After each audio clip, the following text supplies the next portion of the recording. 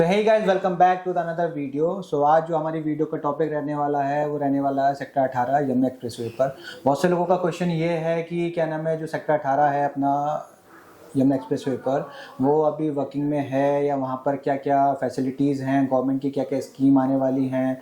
अभी जैसे कि सुनने में आ रहा है कि वहाँ पर जेवर एयरपोर्ट, वहाँ पर फिल्म सिटी, वहाँ पर अभी डिज्नीलैंड का लैंड एक्वायर हुई है अभी, ठीक है। तो बहुत ही सारी चीज़ें वहाँ पर अभी गवर्नमेंट के डेवलपमेंट आने वाले हैं इन फ्यूचर लेके, ठीक है। तो उस पर हम सारी आज चर्चा करने वाले हैं, सारी बातचीत करने वाले हैं। तो हमारे साथ जो स्पोक पर्सन आए हैं जिनको अच्छी नॉलेज है वहाँ की, जो अच्छे से वर्किंग कर रहे हैं वहाँ पे, तो हम उनके साथ सारा आज डिस्कशन करेंगे उस चीज़ को लेके। और वहाँ पे कौन से सेक्टर ऐसे हैं जहाँ पर आप अभी जाकर रह सकते हैं और अभी जाकर अपना इन्वेस्टमेंट कर सकते हैं। और जैसे कि अपना ग्रेटर नोएडा में सेक्टर्स हैं, जैसे सेक्टर अल्फा 1, बीटा 1, गामा 1, उस तरीके से वहाँ पर वर्किंग है या आपका पोजीशन में है। तो उन सब चीज़ों पर आज हम चर्चा करने वाले। सो हमारे स्पोक पर्सन रहने वाले हैं मिस्टर विकास अवस्थी जी। सो कैसे हैं सर आप? बढ़िया, बिल्कुल जी। नमस्कार दोस्तों। सो कैसे हैं विकास जी? बढ़िया जी, बढ़िया। तो आज हमारा पॉडकास्ट, जैसे कि हमारी एक सीरीज चल रही है, जी। आज अपनी जो वीडियो बनने वाली है वो यमुना एक्सप्रेसवे पर बनने वाली है। जैसे कि आप काफ़ी अच्छा वर्किंग करते हैं वहाँ पर, आप एग्रीकल्चर में, रेजिडेंशियल में, सो आपको सबसे ज़्यादा नॉलेज है वहाँ पर, काफ़ी अच्छा आपने काम किया हुआ है। तो थोड़ा सा अपने बारे में बताइए कि क्या नाम है, किस तरीके से हम लोग वहाँ पर वर्किंग करते हैं, ठीक है। तो थोड़ा सा आप हमारे व्यूवर्स को बताओ। दोस्तों, जैसा कि आप सभी पहले से सुनते आ रहे हैं, जानते भी हैं, मैं वहाँ पे चारों सेगमेंट में काम करता हूँ। Residential, industry, agriculture, farm house, और जो भी वहाँ पे आबादी वगैरह हैं उनमें सब में मैं डील करता हूँ। उनकी सबकी नॉलेज मैं आप सभी को देता रहता हूँ। सो गाइज, आज जो हमारा टॉपिक रहने वाला है वो रेजिडेंशियल के ऊपर रहने वाला है। और वहाँ पर जितनी भी गवर्नमेंट की स्कीम्स आ रही हैं, हमारे जितने भी इन्वेस्टर्स हैं, एंड यूजर्स हैं जो वहाँ पर इन्वेस्ट कर रहे हैं अपनी चीज़ों को लेकर, ठीक है। तो आज उसके बारे में हम थोड़ा सा डिस्कशन करेंगे विकास जी का। विकास जी, जैसे कि वहाँ पर ऐसे कौन कौन से सेक्टर हैं जहाँ पर अभी डेवलपमेंट हो चुकी है, या ऐसा कौन सा सेक्टर है जहाँ पर आप अभी जाके रह सकते हैं? ये हमारे व्यूवर्स का बहुत ज़्यादा क्वेश्चन रहता है कि भाई हम अगर वहाँ पर रहना चाहें तो हम किस सेक्टर्स में रह सकते हैं वहाँ पर जाके। देखो बिल्कुल जी, हम सभी दर्शकों को ये बताना चाहेंगे कि आज की डेट में अगर कोई इंडिविजुअल ये चाहे कि आज की डेट में वो वहाँ पे परचेज करे कोई प्लॉट और आज की डेट से रहना स्टार्ट करे, तो शायद ये अभी के लिए संभव नहीं है। अच्छा। क्योंकि इतनी ज़्यादा डेवलपमेंट अभी किसी भी सेक्टर में नहीं हुई है कि वहाँ पे रहा जा सके। अच्छा। क्योंकि आज की डेट में वहाँ पे लोग कंप्लीशन बनाना स्टार्ट कर चुके हैं। ऑलमोस्ट जो है सेक्टर 18 के आई और जे ब्लॉक में मोस्टली कंप्लीशन भी बन चुके हैं, लेकिन उनके बनने के बावजूद भी अभी वो चीज़ नहीं आई है कि वहाँ पे कोई अपना मकान बना के पर्सनली रह सके। क्योंकि वहाँ पे रहने के लिए जो ओवरऑल इंफ्रास्ट्रक्चर होता है वो जरूरी होता है कि वहाँ पे आसपास में उसके डेली नीड्स की चीजें मिलेंगी, नहीं मिलेंगी, मार्केट्स हैं, छोटे बच्चों को स्कूल्स हैं, है ना, और बिजली, पानी, मूलभूत सुविधाएं जितनी भी हैं वो वहाँ पे आज की डेट में 100% अवेलेबल नहीं है। तो जैसे विकास जी, मैं एक बात देखूं कि जैसे कि हम अभी हमारे व्यूवर्स जैसे मोस्टली लोग वहाँ पर इन्वेस्ट करते हैं एयरपोर्ट। आज की डेट में न्यूज़ भी इतनी हो रही है कि एयरपोर्ट के पास इन्वेस्टमेंट, एयरपोर्ट के पास अपना रेजिडेंशियल कुछ हो, कि जेवर एयरपोर्ट का तो काफ़ी अच्छा नाम है पूरे एशिया में, ठीक है। इंटरनेशनल लेवल पे भी आप काफ़ी अच्छे वर्किंग में यूपी गवर्नमेंट उस पर काम कर रही है। तो जैसे कि अभी हमारे व्यूवर्स जैसे इन्वेस्टमेंट करना चाहें इन फ्यूचर, सबसे पहले जो इन्वेस्टमेंट होगी किस सेक्टर में होगी, जिससे कि वो जब वहाँ पर अपना रहने के लिए कुछ सोच सकें या इन्वेस्टमेंट के लिए कुछ सोच सकें, तो ऐसे कौन कौन से सेक्टर हैं जहाँ पे वो अपना इन्वेस्टमेंट कर सकें, वो एक बार थोड़ा सा बताइए। देखिए, ऐसा है कि आज की डेट में अगर हम बात करते हैं रेजिडेंशियल की, तो इन्वेस्टमेंट और रेजिडेंस दोनों डिफरेंट थिंग। देखो, इन्वेस्टमेंट कहीं भी किया जा सकता है, क्योंकि इन्वेस्टमेंट आप पैसा लगा रहा है तो उससे रिटर्न आना चाहिए। लेकिन अगर कोई आदमी ये सोच के लेता है कि हमें यहाँ पे रहना है, तो वहाँ पे सराउंडिंग में बहुत सारी चीजें देखी जाती हैं। वहाँ का माहौल कैसा है, वहाँ पे जेंट्री कैसी है। जैसे मैं बात करता हूँ सेक्टर 18 और सेक्टर 20-22D, आज की डेट में सबसे पुराने सेक्टर हैं यमुना एक्सप्रेसवे पे।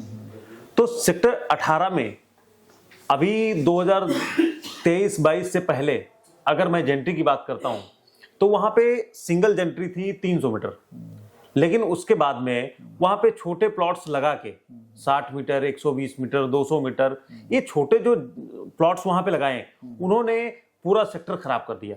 हाँ, जैसे कि पहले था कि वहाँ पे 300 मीटर के प्लॉट ही थे सारी जगह पर। अब गवर्नमेंट ने फिर चेंजेस कर दिए उसमें आगे सेक्टर 18 में कि भैया वहाँ पर आपको क्या नाम है 60 मीटर, 162 मीटर, 120 मीटर, 200 मीटर के प्लॉट्स भी लगा दिए गए हैं जी वहाँ जी। पर। तो यही है कि सबसे पहले जो डेवलपमेंट होगी सेक्टर 18 में होगी वहाँ पर in हाँ, future। सेक्टर 18 भी है, सेक्टर 22 डी है, सेक्टर 20 है। ये सारे सेक्टर ऐसे हैं जिनमें अब डेवलपमेंट लगभग एक किनारे पे आ चुकी है। रोड्स बन चुके हैं, नालियां, सीवर, इलेक्ट्रिसिटी की जो फिटिंग्स हैं वो सारी अंडरग्राउंड हो चुकी है। तो बहुत सारी चीजें जो है, क्योंकि ये प्रोजेक्ट आज का नहीं है, ये प्रोजेक्ट 2009 का है। अच्छा, 2009 से चीजें डिले होते होते होते आज की डेट में ये कंडीशन है कि वो वहां पे सराउंडिंग में चीजें ग्राउंड लेवल पे दिख रही हैं। तो उम्मीद करते हैं कि 2-4 साल में, अभी अगर रहने का उद्देश्य है किसी का, तो वो 5 साल बाद वहां पे सॉल्व हो सकता है लगभग। जितनी भी वहाँ पे जो चीजें आने वाली हैं वहाँ पे जो वर्किंग कंडीशन होगी विद इन 5 ईयर में वो वहाँ पे वर्किंग कंडीशन में हो जाएंगी जी। तो ठीक है। सो गाइज ये था हमारा वहाँ पर आपको अगर आप वहाँ पर रहना चाहते हैं, अगर वहाँ पर अपना घर बनाना चाहते हैं, आप इन्वेस्टमेंट पर्पस के हिसाब से भी आज वहाँ पे इन्वेस्ट कर दें तो विद इन 5 ईयर आपका बहुत ही अच्छा अमाउंट वहाँ पे निकल के आएगा। ठीक है, अगर आप रहने के पर्पज से देख रहे हैं तो आपको 5 साल के लिए वेट करना ही होगा, जैसा कि हमारे विकास जी ने बताया। देन उसके अगर हम बात करें, सपोज करें कि अभी वहाँ पर आप जैसे विकास जी ने बताया कि वहाँ पर ना ही कोई स्कूल फैसिलिटी है, ना ही वहाँ पर आपको मार्केट मिलेगी, ठीक है, डेली नीड्स के लिए। हाँ, ये चीज़ें स्टार्ट हो गई जैसे वहाँ पर कंप्लीशन बनने चालू हो गए, रोड्स डलनी चालू हो गई हैं, स्ट्रीट लाइट डलनी चालू हो गई हैं, सीवर लाइन डलनी चालू हो गई हैं। तो विद इन 5 ईयर सबसे पहले जो रहने वाला सेक्टर होगा वो सेक्टर 18 होगा, सेक्टर 20 होगा, सेक्टर 22, राइट? Yes yes. हाँ, तो जैसे कि अभी वहाँ पर जैसे लोगों का क्वेश्चन रहता है कि वहाँ पर जैसे जेवर एयरपोर्ट तो वर्किंग में आने वाला है, विद इन अप्रैल तक वर्किंग में फंक्शनल हो ही जाएगा। बिल्कुल बिल्कुल। जैसे कि वहाँ पर फिल्म सिटी है, वीआईसी वहाँ पर वर्किंग है, F1 वहाँ पर वर्किंग है। तो जैसे कि वहाँ पर डिज्नी को वहाँ पर डिज्नी लैंड है, उनको वहाँ पर लैंड मिल गई है, फिल्म सिटी को मिल चुकी है, जैसे वहाँ पर अपना भूटानी ग्रुप वर्किंग कर रहा है, ठीक है। वहाँ पर जैसे अपना टॉय सिटी बनने वाला है, इंडस्ट्रियल हब बनने वाला है वहाँ पे, ठीक है। वहाँ पे जेबीएम यूनिवर्सिटी को भी वहाँ पे कुछ चीजें लैंड एक्वायर हो चुकी है। तो ये सब चीजें क्या एक्चुअल में हो पाएंगी, ये लोगों के मन में बहुत क्वेश्चन रहता है कि भाई ये सब चीजें इतनी डेवलपमेंट हो रहा है, क्या वो हो पाएगा या नहीं? बिल्कुल। देखो ऐसा है कि आज की डेट में अब पहले वाली गवर्नमेंट्स यहाँ पे काम नहीं कर रही है, क्योंकि पीछे ये जो प्रोजेक्ट डिले हुआ है ये गवर्नमेंट्स को चलते ही हुआ।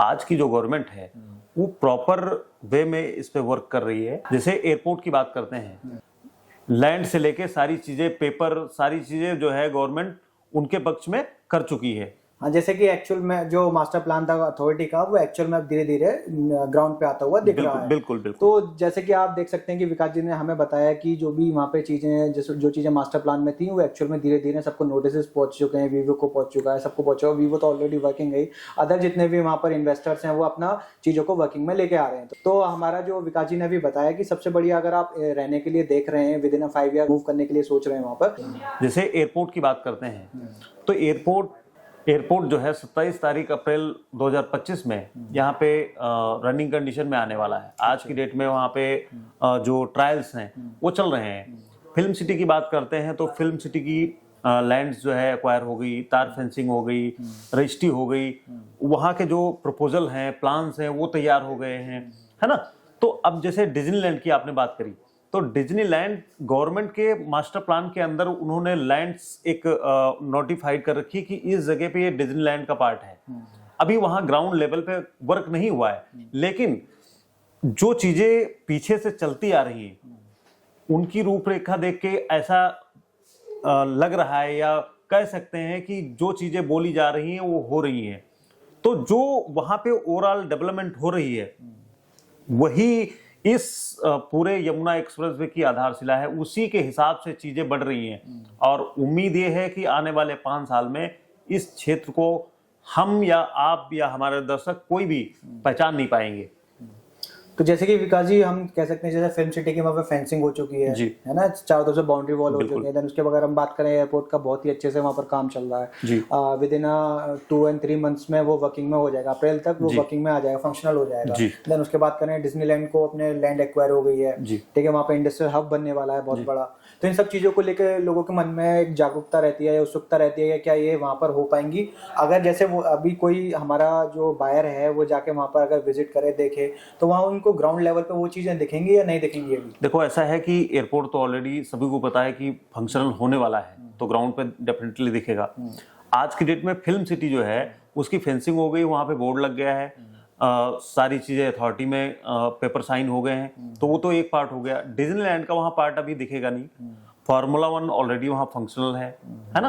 और बहुत सारी चीजें, जैसे इंडस्ट्री की आपने बात करी, तो वहाँ पे पतंजलि का जो है 455 एकड़ का लैंड पैच, उसमें काम चल रहा है, वो तेजी से कंस्ट्रक्ट हो रही है, बहुत जल्द उसमें जो है रनिंग कंडीशन में आ जाएगी। वीवो है 170 एकड़ की, वो मैन्युफैक्चरिंग वहाँ पे ऑलरेडी स्टार्ट है।